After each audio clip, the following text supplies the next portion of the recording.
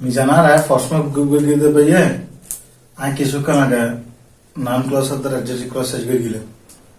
তো মিজানের হয়তো মিজান তুমি অ্যাডজেক্টিভ ক্লাস নাম ক্লাস বুঝছো না, মিজানার হতে পাইয়ে আমি কিনি বুঝছি, মানে বালা করে না বুঝো তা হইতে আর ভিডিও বানাই দিয়ে আগে বলে না। তুমি যদি ন বুঝো হ্যাঁ তাহলে তো আমি মেশরে কেন করে বুঝি। তুমি আসছাম মেশে সার্ভিসের ভিডিও তুমি সদ্য ডাইরেক্ট কিরা যায় মনত দোকান হারা হই তো এতাল্লা দুটো সেন্টেন্স আই লেখি এড়ে উদ্দি ক্যাপশন দিয়ে দিই নাম ক্লজ নাকি অ্যাডজেক্টিভ ক্লজ।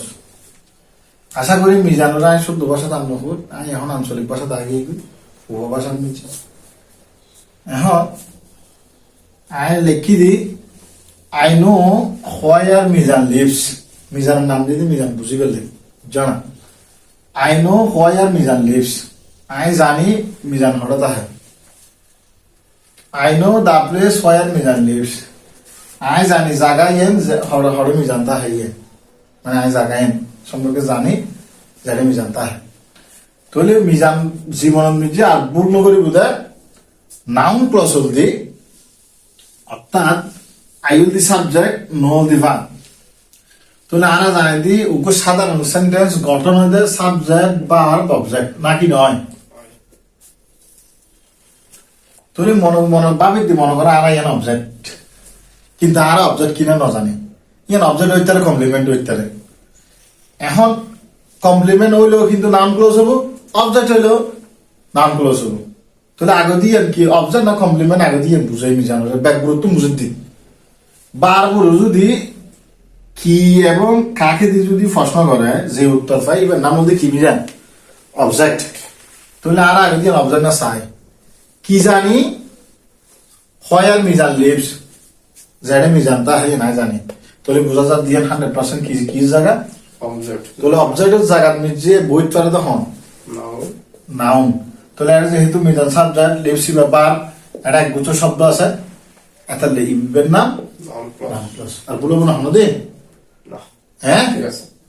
ইবা অবজেক্ট না কমপ্লিমেন্ট সাবে অবজেক্ট আর কমপ্লিমেন্ট দুনো জায়গা হলে নাউন অর্থাৎ ভার্ব ফর আর হওয়া পারিব না।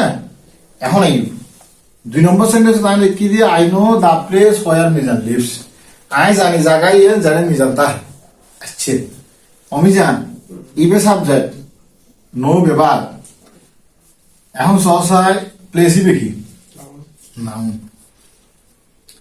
এখন প্লেস ইবে নাউন জায়গায় হরে যারে মিজান বসবাস করে। তাহলে এটা খাস সম্পর্ক হওয়ার দেন।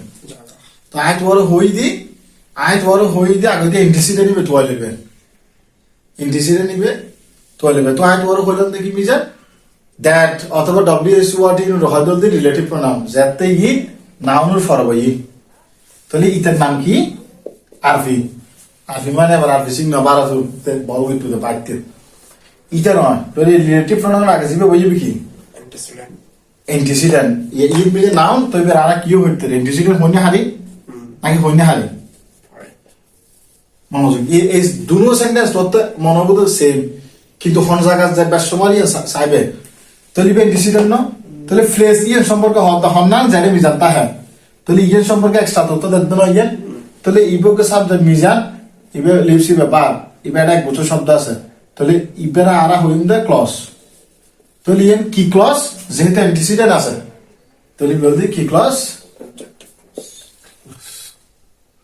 এটা খেয়াল করো স্যার বার বছরে কিছু আসি না এই ই তো বুঝবে জিনিস এটা বার বছরে কিছু নছিল এটা বার বছরে কি আছে উগ্র নাউন আছে। মনে লাগবে যে বার বছরে যদি উগ্র নাউন দিকে যদি ই সম্পর্কে এক্সট্রা তথ্য দেয় ই অ্যাডজেক্টিভ ক্লজ।